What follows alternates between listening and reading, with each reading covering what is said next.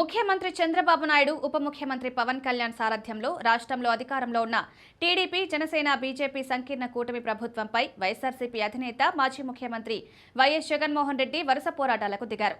ఉమ్మడి గుంటూరు తర్వాత చిత్తూరు జిల్లాలో పర్యటించారు. చంద్రబాబు సొంత జిల్లా ఇది. బంగారుపాలెంలో మామిడి రైతులను పరామర్శించారు. వారికి అండగా నిలిచారు. తన సంఘీభావాన్ని తెలియజేశారు.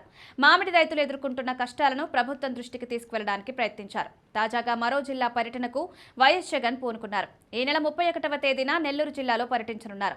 ఈ సందర్భంగా మాజీ మంత్రి కాకాని గోవర్ధన్ రెడ్డితో పాటు కోవూరుకు చెందిన టీడీపీ శాసనసభ్యురాలు వేమిరెడ్డి ప్రశాంతిరెడ్డి అనుచరుల దాడిలో నష్టపోయిన మాజీ ఎమ్మెల్యే నల్లపరెడ్డి ప్రసన్నకుమార్ రెడ్డిని పరామర్శించారన్నారు.